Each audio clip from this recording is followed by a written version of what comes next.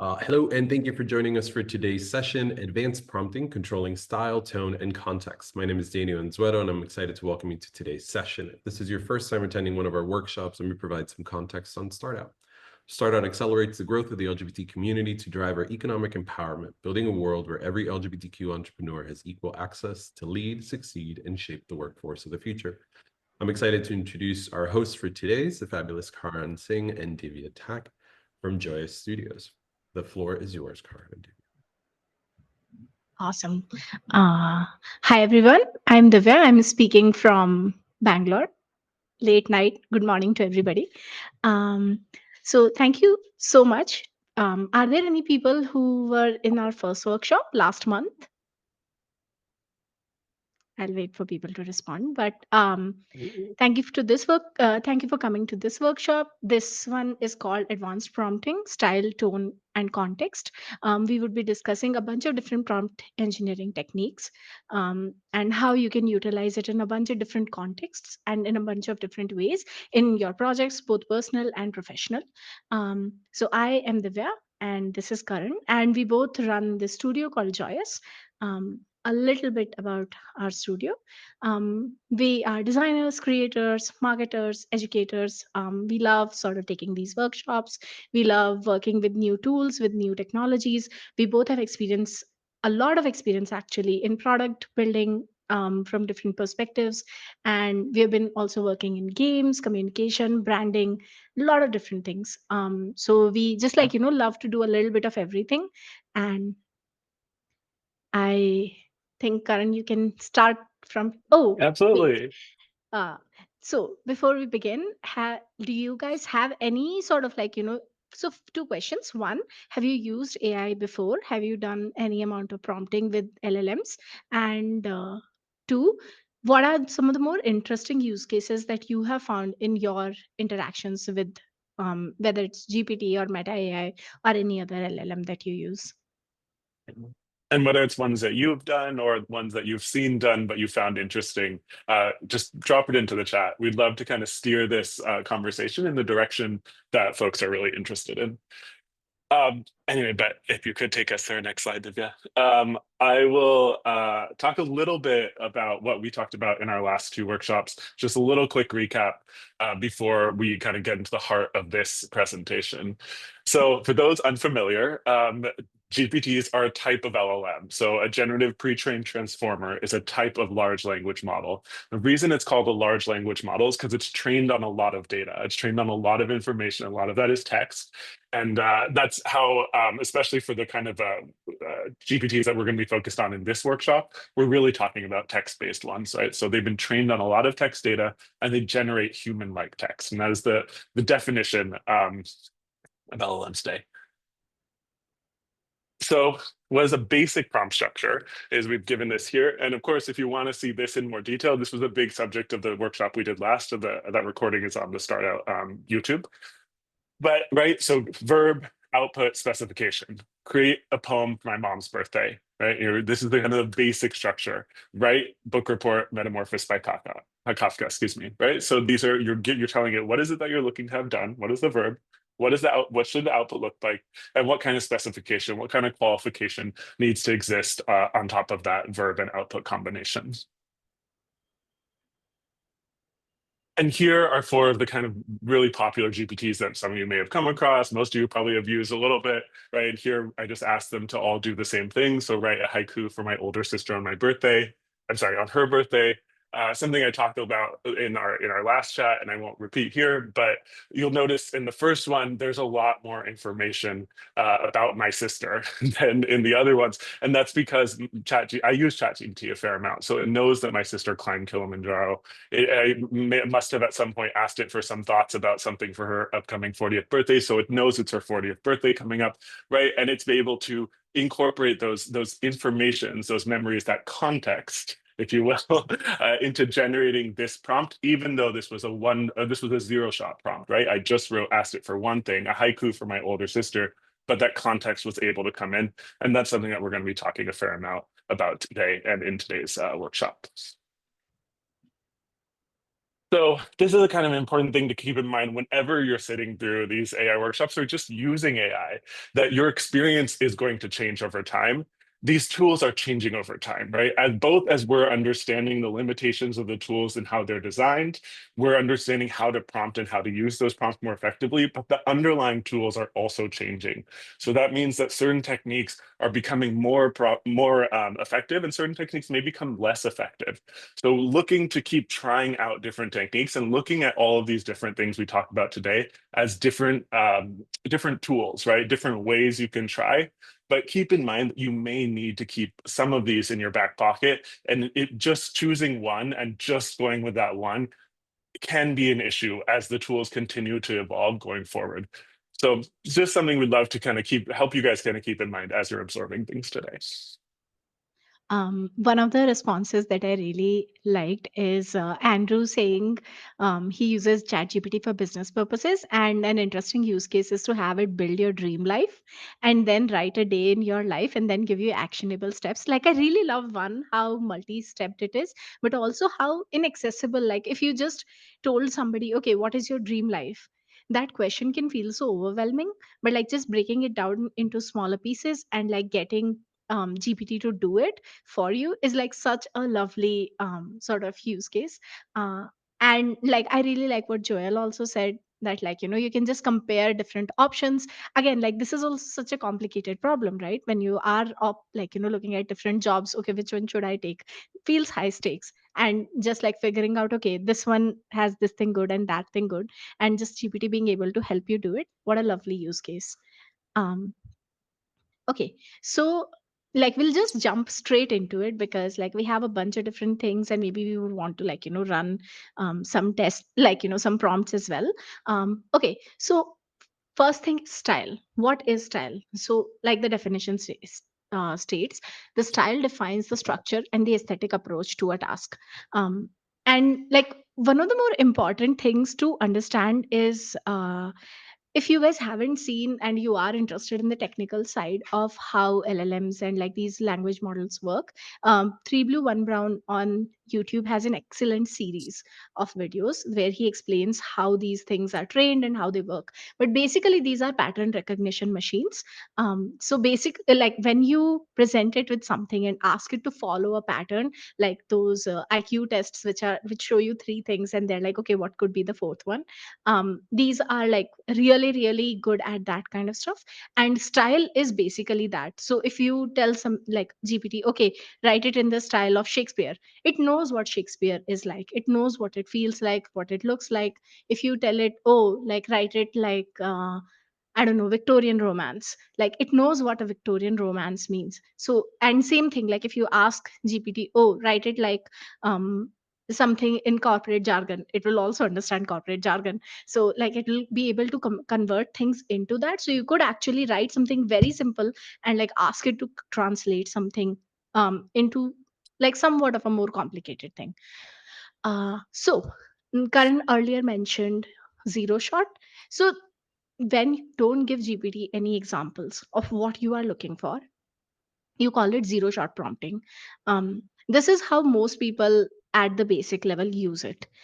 You will just tell it, okay, I want this. So the basic prompt structure that we said, there is a verb, there is like some sort of what you want the output to be, and there is like some specification. So write, which is the verb, a murder mystery scene, the output, and a detective interrogates a suspect, and that is what the specification is.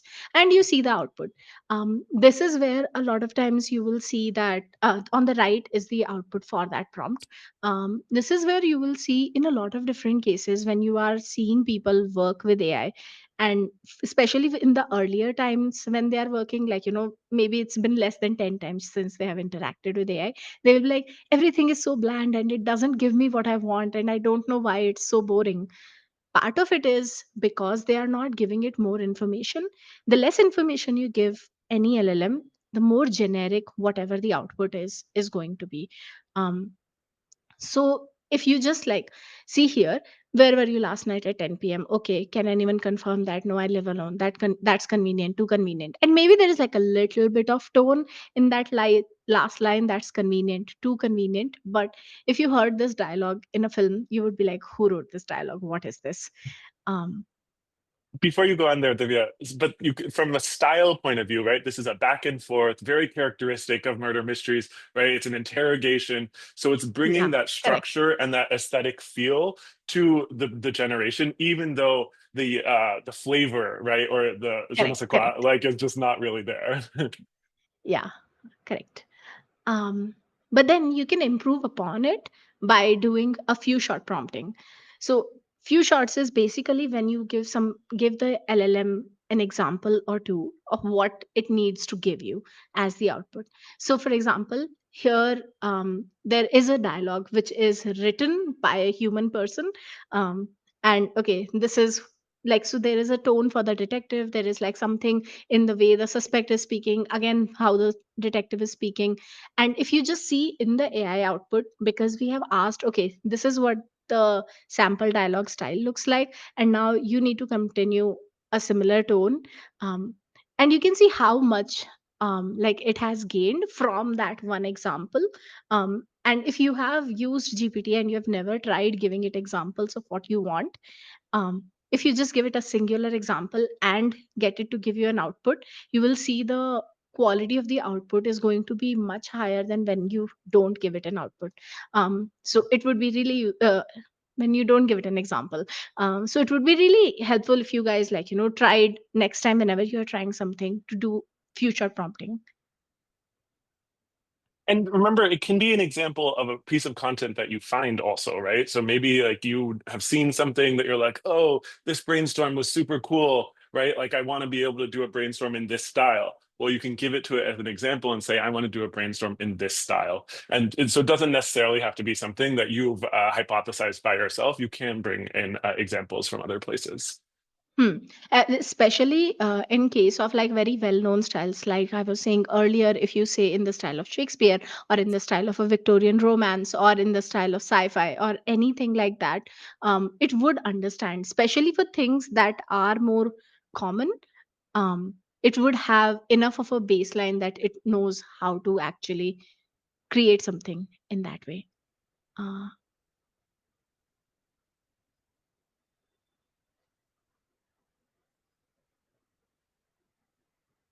Uh, Absolutely. I was just reading Calvin's comment, which I'll just respond to before I come to tone. Absolutely, right. And you have to kind of, whenever you're looking at the internet and taking something from the internet, whether you're going to be using it for logo inspiration or you're going to be using it for, you read an article or a blog post and you want to kind of refactor those thoughts into your own work, always kind of keep in mind, right? Like some things are obviously in the public domain. Some things have been in the public domain for a very long time. Those may be a safer place to draw inspiration from. Some things you may really want to be careful about citing your sources or giving reference and saying you had inspiration coming from this author or this place. But that's just kind of a thing that you want to always keep in mind, regardless of whether you're using AI or not. yeah, I agree. Anyways, One more additional go thing, ahead, please. that's where using genre titles rather than specific people's name can be also helpful. There are people who have, like Shakespeare, has created his own genre of what writing can be. But in most cases, if you can use like if you can by the way, that Karan has posted the link. It's a channel on math, not on AI and prompting. But this particular like channel also has a series on how language models work. um yeah, sorry, Cool. go Let me ahead. come on to tone.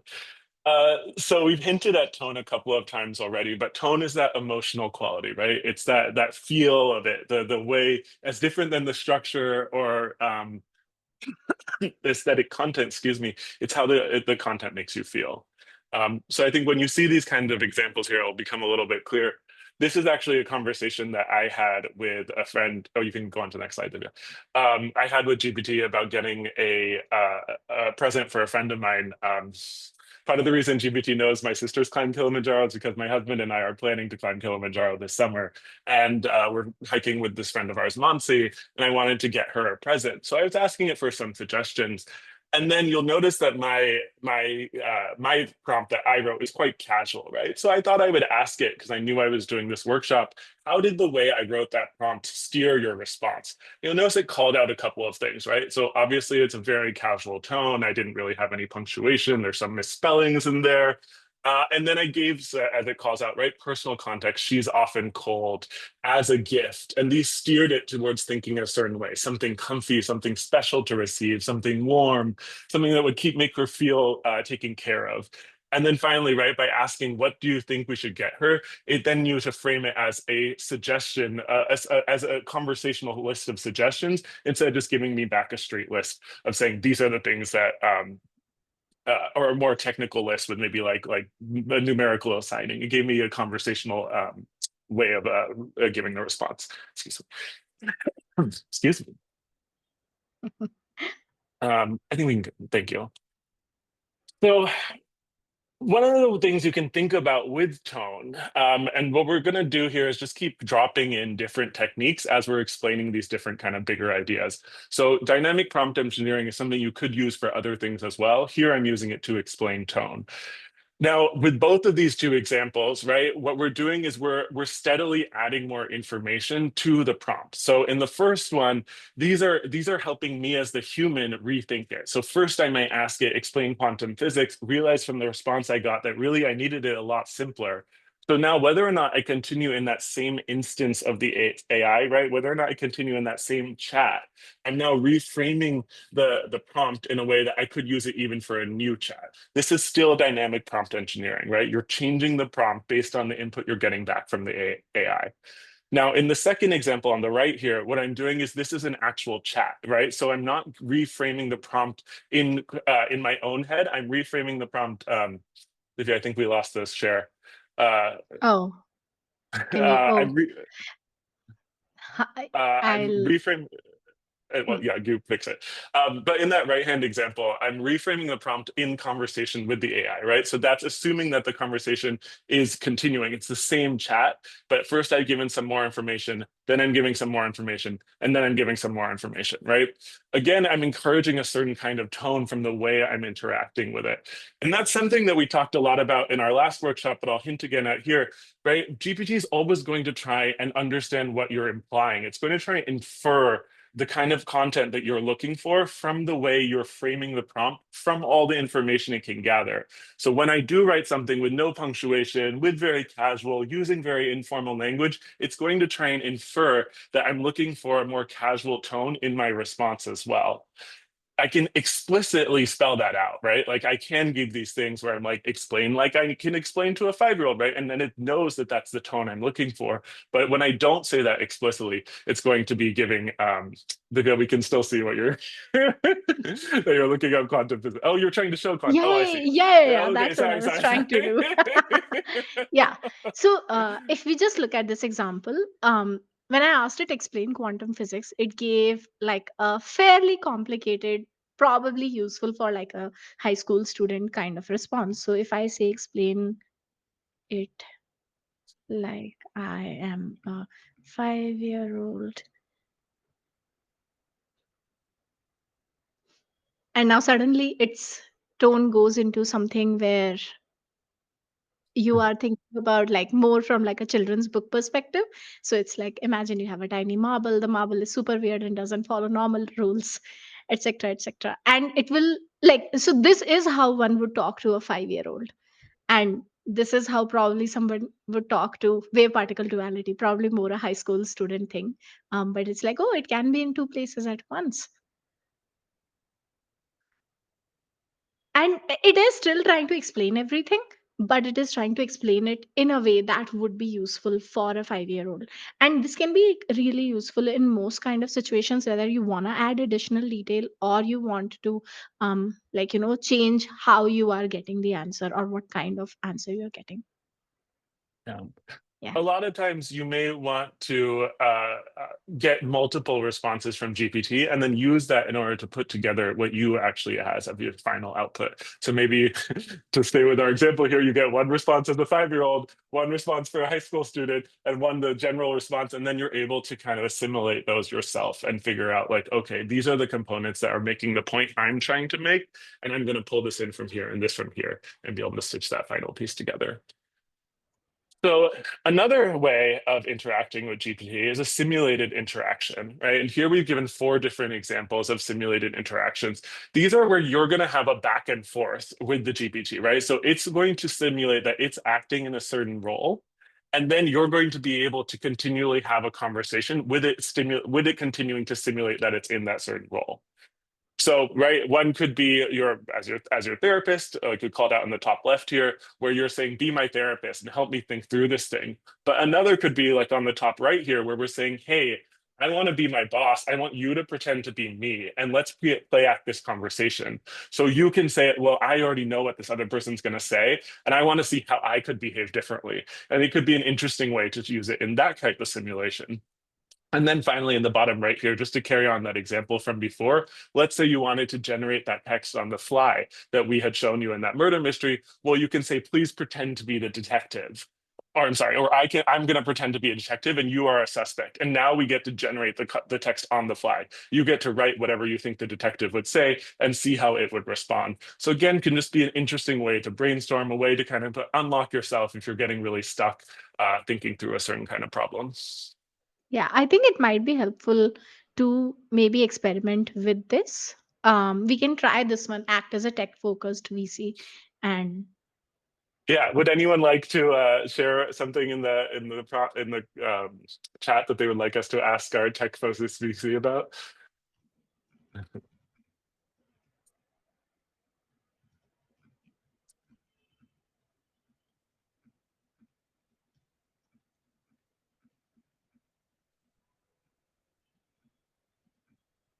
maybe we can start with, does anybody have a business idea that they would like to have this conversation about?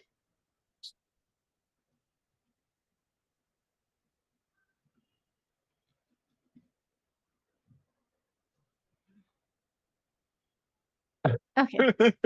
You got 2 out Um, of you.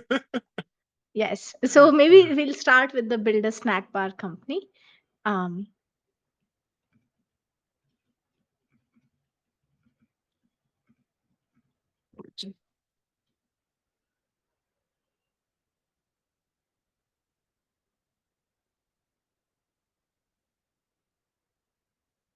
and you can see like instantly it's going in a particular direction. It's like, what is the gap in the market and how does your product stand out? That is the kind of questions that like a VC would ask you. So let's say that there aren't enough healthy snack bars in this part of the world, and I see a growing demand.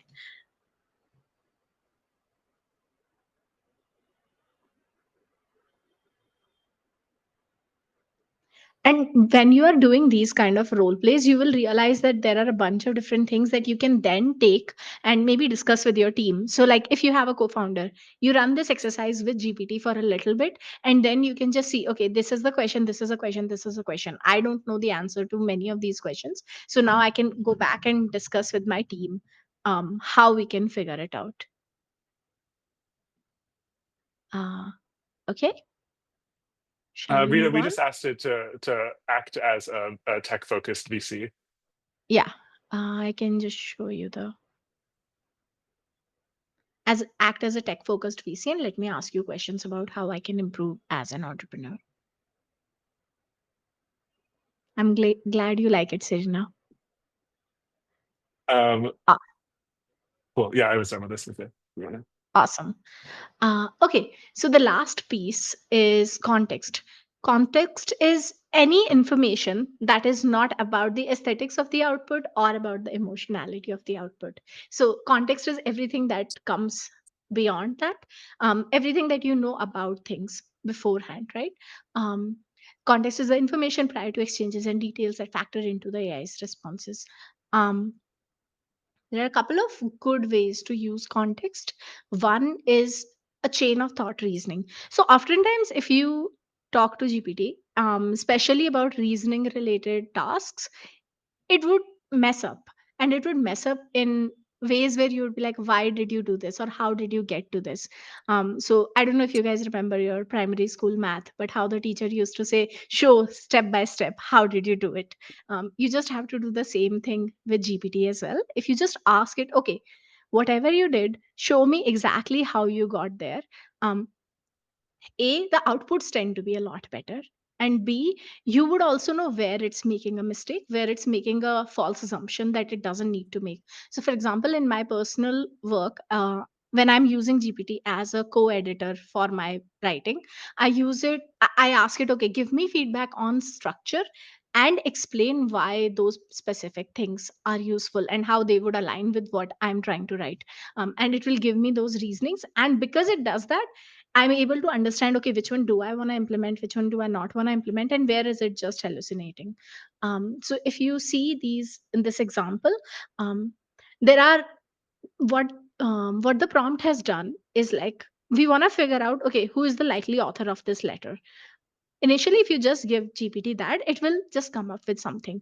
But if you give it four different axes and you ask, okay, on each one, you just write why you are doing this or how does this narrow down things, it will end up giving you much better responses. Same thing with anything sickness related. Big disclaimer, you should not rely on GPT for medical advice. And if you're like uploading any of your medical data online with OpenAI at your own risk, probably don't do that. But it can be really interesting because there are cases of people, where they were getting the runaround by doctors, but at least like I've heard in India a couple of times that like people were getting like, told by this doctor, that doctor, oh, you should do this, you should do that. But like when they asked these LLMs, they were able to get more of a unified answer, and they were able to do their research and figure out what actually is wrong and get the correct care. So maybe not the most ideal thing, but in some cases it can be quite useful. But everywhere, if you just ask, why did you do this? Why did you do this? An easy way to do that is just say step by step, explain your reasoning. You add it at the beginning or the end of any prompt. It would be pretty good. And just to underscore what Divya led with, right? It's kind of the rationale that why children get asked to show their work. GPT will skip steps, right? It will make an inference, and so when you command it, if you will, to tell it to go step by step, then it's more likely to give you the kind of response that you're looking for, and you get to see every step. So you get to see step one. Oh, here's all the symptoms that it's understood, and then you can see all the common cause conditions it thinks matches it. So you can see if there's a gap or some sort of misinterpretation happening at every step. This, of course, could be one that changes. Like I was talking about as we started, maybe as reasoning continues to improve and we see those new models coming online, we may be feeling that chain of thought reasoning. Chain of thought prompting is no longer as needed as it can be today. That may happen. Um, Yeah. I think some of the models, like especially DeepSeek, I know just shows you what it is reasoning through. So while it is generating the answer, it's showing you, okay, I researched this, then I researched this, then I researched this, then I looked into this, that led to this part. So sometimes it like I'm sure that I think there is one part version of GPT also that automatically shows you the reasoning. So there are some that are already doing this, and like Karan said, it will evolve. There are two questions. Um, so no, I don't think that you need to follow any order. We have some like sample prompts that we would be discussing after this. so And maybe, yeah, let us try and answer that one in a we few can, minutes. Yeah. yeah. And for Andrew, it does start over Yeah. some part with each chat. They have two different parts. We mentioned it in our previous workshop as well.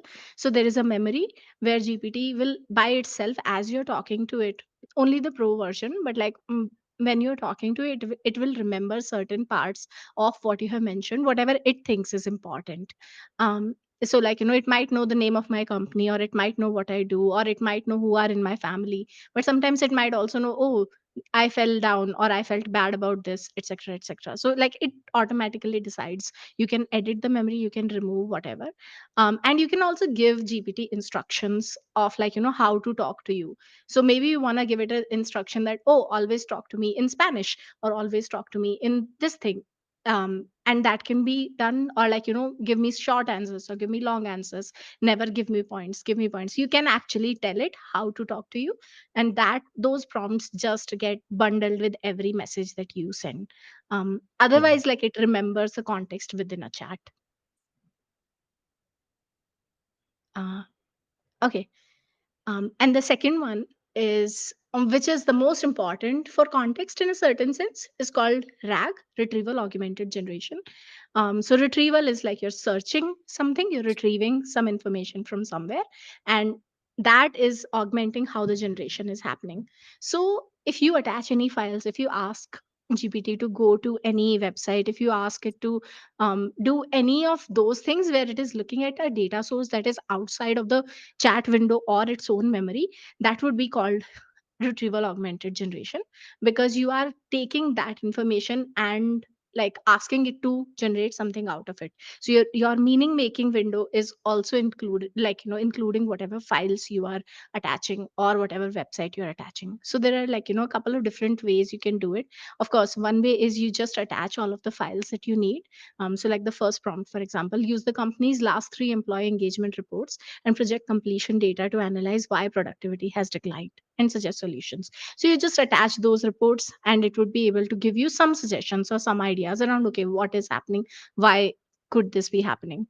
You can give it like, um, other publicly available data, previous reports. This is also how you can give it some ways of like, oh, I have this report and I want it to be presented in this format.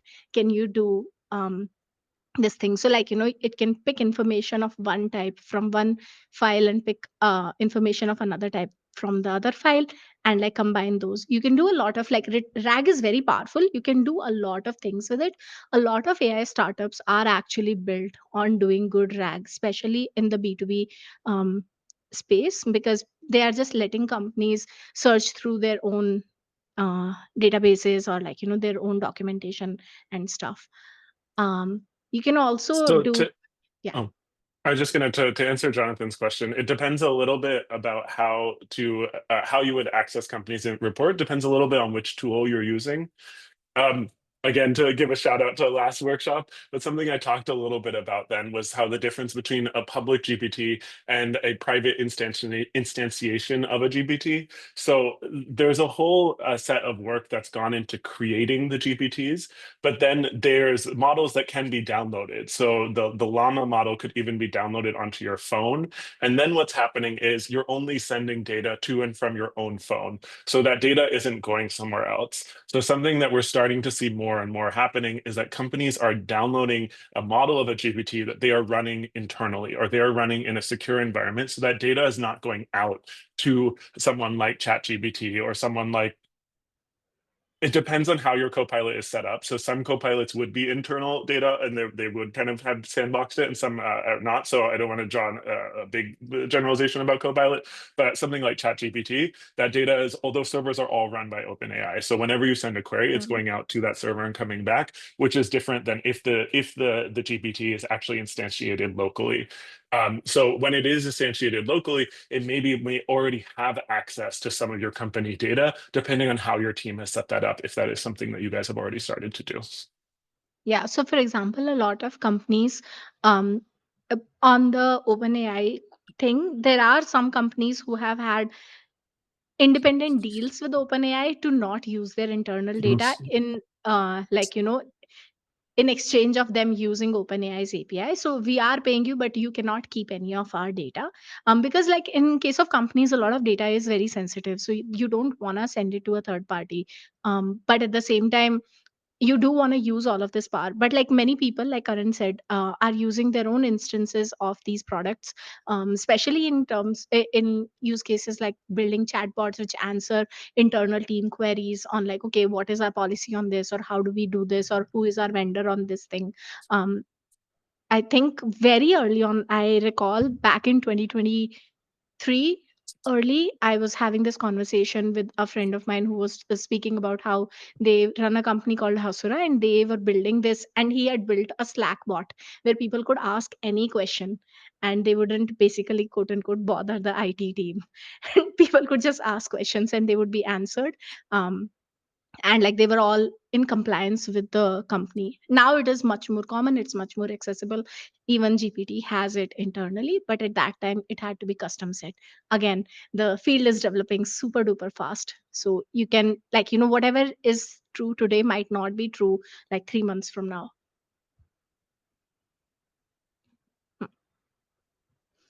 Cool. So now we'll take you through some prompt examples. This is what we were talking about, Toss, to give you kind of just 3 different ways to think about how you can kind of construct your prompts. Hopefully this gives you a little bit of sense and helps answer your question. So the first one is thinking about, okay, what is the instructions for GPT? What is the context I need to deliver? What is the data I'm going to be giving it? And what is the output that I would like to see? And we have a nice little example here to show you that maybe it will make it a little bit more clear. So, right, the instructions here are that I want a strength training workout, right? I'm saying I want it for 4 weeks and it needs to help me improve my full body. The context is, right, I have a gym, I have this much time per week, and this is what my goal are. And then there's some input data, right? Where am I today? What are kind of some things I'm bringing to that thing? And what am I looking for, right? So I want this kind of week by week breakdown. I want this frequency. And then these are the kinds of data points. These are the specifications that I need. And now if we come to the next, thank you, right? So here, just to really zoom in on that, what am I doing with each one of those pieces? Should we show this live? Do you want to, I think or maybe let's maybe you can go through all speak 3 of through them. it, and no, you can speak through it and then we can show it live. Okay. Okay, cool. So keeping this kind of like way of this set of 4 things in mind can just help you structure your query in a way that gives you the outputs that you're looking for. Purpose, how do I need it tailored? How do I want it personalized? And then what do I need in order for this thing to be useful to me? And that, I think, is a thing that often gets forgotten, where people are like, they just accept the way that GPT gives the data as the way that it needs to be. And that doesn't have to be true, right? You can specify that what you need is, I mean, I could say what I need is bullets, or what I need is actually like a motivational quote every week, because that's the kind of thing that's going to actually get me to go to the gym, right? So I really have a lot of control in being able to say, what is the output that I need? And defining that as separately than the other components makes it helps you actually see that as being a separate thing, and not just taking it as saying, oh, this is the way it was given to me. When you're working with something like GPT, this is a big difference in working with a human, a human colleague, is it's literally just one line to completely change the output. Whereas normally when you're working with a designer or you're working with a coach, when you're like, oh, I need this in a different format, that's an actual work that you're asking them to do. Excuse me. But in GPT's case, that output and really thinking about the output separately really lets you see that in a way that you can then take that forward. Excuse Okay. me. So I will just use this screenshot instead of typing it out. Oh, okay. This is also a very fun thing that one forgets sometimes GPT can do. You don't actually have to retype anything ever. You can just screenshot it and then give it the screenshot.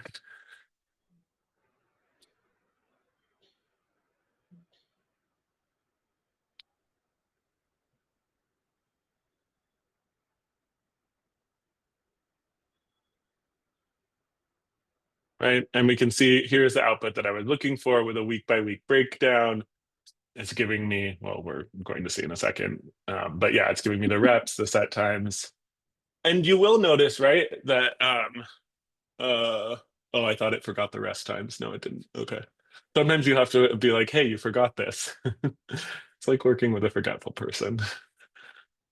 Um, But like now, if cool. you just see the output structure, we have told it like week by week breakdown. It did that, the workout frequency, which exercises, what rep sets and rest times. And it has constructed something. I think like this was one of the early use cases that I think experimented with using it for personal stuff like this, whether it's for travel or for workouts or for cooking, what should we eat, etc. And it's so powerful because oftentimes this can be quite overwhelming, just like the life management stuff. But if you just get GPT to give you a head start, you can always say, oh, maybe I don't like seated calf raise. Um, I want to do something else. And maybe I just do standing calf raises, but it's much easier to replace and edit. You can even tell GPT that, oh, I don't have this machine at my gym, or I don't have that machine at my gym. Um, and now it has also told what is the progression and how you can do it. Cool. So that was the first structure. We have instruction, then you give some context, then you give some input data. And you can think of it as like, the context and instruction and the output structure might stay consistent across if you were doing it for yourself or your partner or your sister or whoever, but like the input data would vary. So that those are like the important things to think about. Okay. The next one could be so we did that role play thing with the VC example earlier.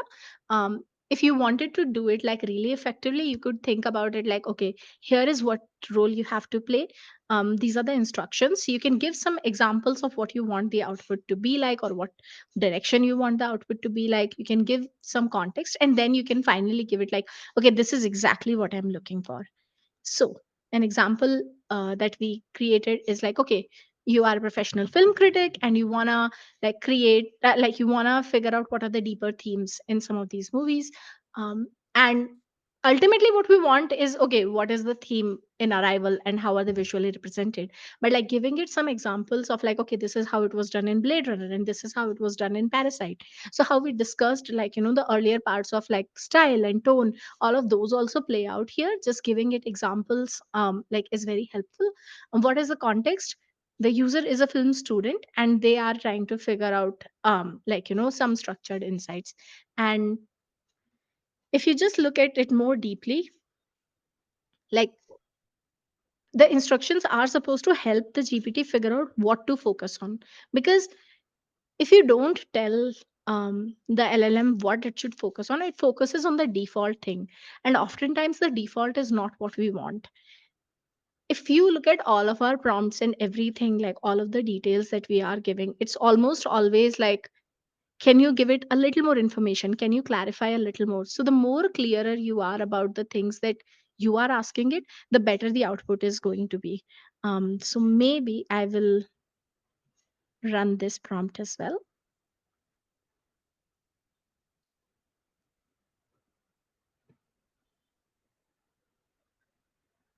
And please feel free, if you're starting to have questions, put them into the chat. We're going to be coming to the end of our formal stuff in another couple of minutes. So happy to kind of take the last 10, 15 minutes in the direction you guys are excited about. Yeah.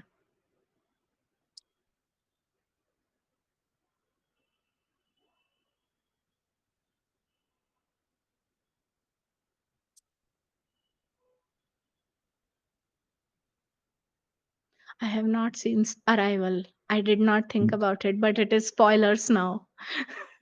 Oh no, don't look them yet.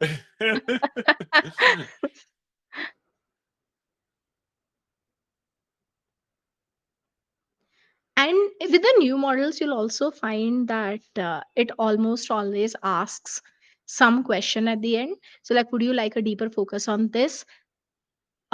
Because I think whatever they have as the base prompt, they have something about like what are the areas that there wasn't enough information in, and it just keeps asking for clarity around that. So, more often than not, GPT will ask you a deeper question every time that you send a query to it, and it gives a response.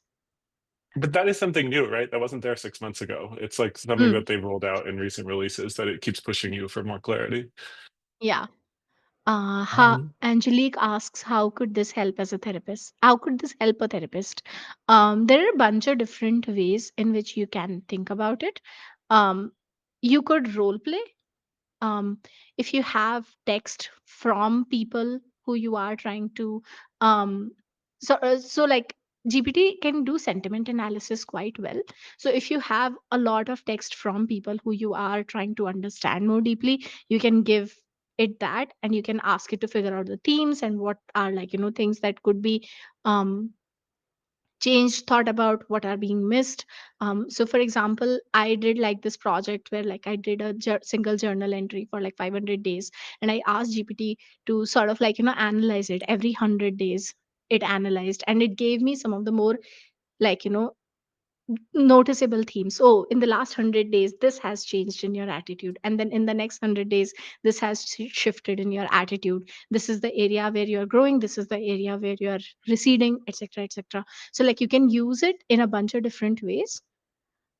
Or before uh you go on to Andrew's question, maybe I'll give you guys another example. So I read this book called No Bad Parts a couple of months ago, and or I'm still reading it, but it's really interesting. Gives you kind of this way to look at some of these ideas of like having a shadow or things that hold you back. And I was like, oh, I want someone to talk about this with, like I didn't have a therapist at the time who like worked with the integrated family system, and so I was just like, GPT, can you help me think about this a little bit, right? Where I was like, I feel like I found this one part, but I don't really know how to engage with it, and I feel like I should be finding more parts. And it just, right, I still have a running chat, right? I've had a running chat now for like a couple of months where I keep talking to it as I keep spending some time to engage with that book, and it's just helpful, right? So just as when you asked that question, Angelique, about the therapist, it kind of occurred to me that maybe in modalities that you're less familiar with, the same way you might ask a colleague who has a little bit more familiarity than you might ask GPT. But it always, right, take it with that grain of the same way you would take advice from a random colleague with a grain of salt. Take your advice with GPT from a grain of salt. It's coming with a certain perspective, may or may not be entirely factually correct, but it'll have some grains of truth likely in whatever it's trying to tell you. um I would also you want to suggest answer Andrew that, like, first? Oh, go ahead. rather than thinking about predefined notions of like, oh, this is how precisely it's going to fit in my life, I would say it's more useful to think about using LLMs in your workflow as something that you need to discover. So it's like, here is a super powerful tool, and where all can I fit it in my life? Generally, the question that helps me is anything that feels painful or annoying to do, or I feel like I need to deal with this later. I think if I just talk to GPT about that thing, it becomes a lot easier. Yeah, like I have a scheduled task every day where GPT sends me a workout, and I don't always use the workout, but because I get one at 9 a.m. every day, it makes me think about going to a workout, right? Or just adjusting it or something I can do in that direction. And for me, something I find really hard is it's like, oh, I know I need to work out. What will I do? So it's like I took that part of the task that I find really difficult. And I said, how can I find some help with that part of the task? Yeah. Um, To a lot of, Andrew, yeah, go ahead. yeah. I was going to answer you Yeah, guys. to Andrew's question, so one part is like you have a lot of limits on the newer models. So like your limit will run out a lot faster than not. You also don't have the memory feature or the custom prompt feature that you can like apply to everything. Um, in terms of just the prompt engineering, so like what we are talking about, the structure, and like you should have, like you should think about the style or the tone, or like these different methods of prompting that you can use with any, like, honestly, if you guys have WhatsApp or if you have Google, like you can just explore with Meta AI or like Llama or Gemini, anything. These, you can see most of these techniques are more like ways how you can think about information in your head, and how do you implement to, or how do you talk to an LLM rather than about specific features. And that's why we want to focus more on that, because again, like, technology changes. People might have pro versions, they might not have pro versions. How does, like, we don't want to block anything behind that. um but there are like sufficient use cases. I think I've been paying for ChatGPT for the last year and a half or more. I don't think I regret the payment at all. I have like a lot of, so for example, a very simple feature that they have in the pro version is projects. Um, and you can bundle a bunch of different, like, you can give it a bunch of files. So it has inbuilt RAG, which would be applicable to all the chats in that case. You can give it custom instructions for that. Maybe I can show you guys what that looks like. Okay, so like for example, this is my Substack. There are a bunch of files. There are some instructions. There is a bunch of, like, all of my articles and the editor notes are here, because I just have one singular file and everything, like one singular folder, and everything, all of my chats are just collected over here. So like some of these features are paid, and I found them quite useful. I would say it's one of those things where, like, if you feel like it saves you 5 hours a month, it's very worth it. Uh, but yeah, I hope that answers your question. Do we have and Do you want me to do the last one? yeah, Or you're waiting on both me? of Will's questions? Oh, um, oh, I see. Um, you got to try them out a little. So I'm answering the second one first. You got to try them out a little bit. I've paid for Gemini. I paid for Midjourney. I've paid for ChatGPT. The only one I still pay for is ChatGPT, because I really found the memories and the custom instructions to be the most useful to me. Um, if you're finding like you really need or you really appreciate that kind of layer on search that Gemini or Perplexity offers, then maybe like one of those would be really helpful. But it kind of depends on your use case. I would say look at what you're paying for. Frankly, right? So like Divya said, a lot of times you're paying for limits. So if that makes like if you're hitting the limits, then right, it makes sense to pay for it. Or maybe you're paying for a feature, and if you actually want that feature, a lot of this stuff, it's like, right, pay for 1 month, cancel, just try it out. Like Hmm. it's, $10, $20. Like most of them are not more than that range. So you can just try it out for a month, see if you get the use out of it. If you don't get the use out of it, cancel. Try it out again 6 months from now, 10 months from now, and see how the tool has changed and if it makes more sense for you with those. And Uh, another thing is, like, I think so. There was a lot of debate between using Claude, and which is Anthropic's model, and ChatGPT, which is OpenAI's model, some time back. And I think, like, over time, I've just realized that there isn't one best. It's just like which one do you speak to, and you understand how to prompt it in the right way, and it gives you the kind of responses. So, for example, many people say that Claude by default gives you much better um, outputs, like the outputs are more production ready or more close to production ready, compared to GPT. And I personally find that GPT's brainstorming abilities in terms of thinking with you, not the output what it's producing, but in terms of thinking with you, are much better. um, I would say, Josh, very honestly, like, jokingly, for more than a year I've been like referring to, oh, let me talk to my best friend when I talk about GPT. So I think at least for me it's already there. But yeah. So I like rabbit holed on this a little bit, Josh. So there's this thing called the actor network theory, ANT, that kind of thinks about how the tool is an actor in itself. So how, depending on where an idea comes from, the central core of this idea is like, depending on where an idea comes from, you will treat it differently. So depending on what actor presents that idea to you, you will treat the idea differently. So we have to look at everything as a flow of ideas, keeping in mind that the actors play a role. So if you think about it that way, then like, ChatGPT is just the latest collaborator, as like maybe Grammarly is also kind of a collaborator for you, right? It helps you in your just like that specific use case.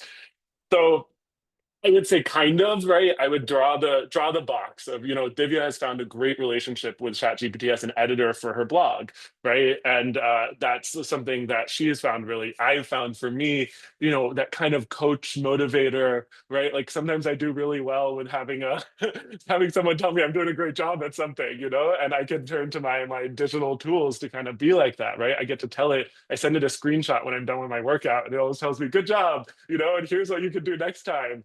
And so in that way, is it my collaborator? Yeah, I don't feel like I need a trainer, frankly. Which I live in New York, it'd be like $300 an hour, so it's a lot better for $20 a month. Um, but I hope that kind of gives you a little bit of sense. It just depends where you draw that line. In the same way, you wouldn't look at your intern as close of a collaborator as someone you've worked with for 25 years. Uh, it's the same kind of thing. I love that, Rita.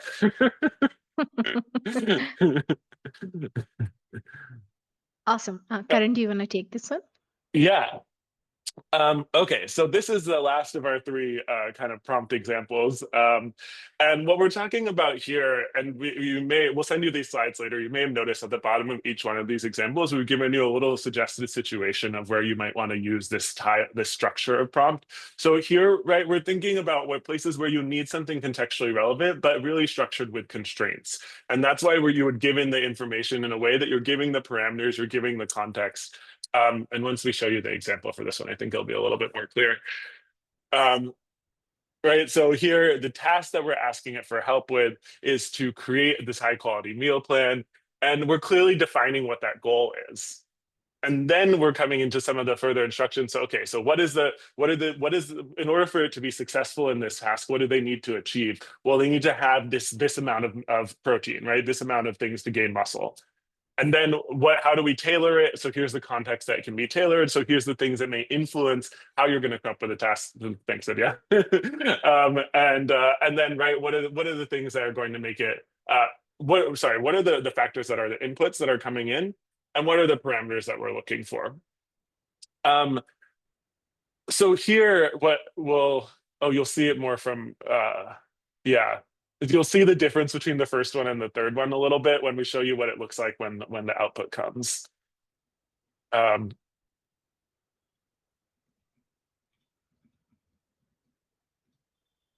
with that first one, we would really say it's more about like when you're trying to ensure clarity, when you're being precise with your answer. And here it's where you really need that kind of structured response, and you're giving it those kind of constraints, right? And you'll see it's very structured, very clear, giving you exactly how to make the meals, or at least what the ingredients in the meals would be, because those are the most important part for making an actual meal plan.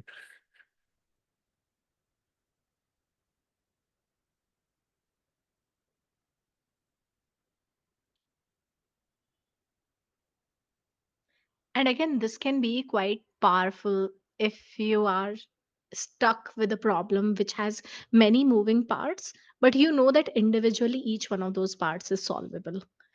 So there is this concept of like simple problems, complex problems, and complicated problems. So simple problems have like, a very easy one line solution. I think most of us are really good at solving simple problems. Um, Complex problems have like multi-step, uh, sort of like, it's like launching a rocket. Okay, there are many different parts, each part can be solvable. AI is really good at solving complex problems, um, especially those where all the parts answers are well known. And there are complicated problems like raising a child. Who knows how to raise a child, right? Even if you have done it once, you don't know if you can replicate it again. Those are not the kind of problems that AI is great at. But yeah, see, like what a lovely long meal plan it has created. And we could ask it for adjustments, modifications. We can tell it, oh, I like Indian food, or, like something like, let's say, no, but I like Indian food. And it can, like, start converting there. Uh, yeah, awesome. Um, do, do you want to just click over to our last slide? Yeah. So some people were asking about what kind of to do from here. So we do have a podcast where we talk a little bit about some of these topics. So feel free to follow us, check out our podcast. Danny is a huge fan, which we really appreciate. And then we can kind of do these kind of custom workshops for your actual needs. So if there are places that you want to take this forward and really kind of bring it in for your team, we'd be happy to do that. And then we have told Danny that we're going to do one of these a month. So you got a few more coming this year.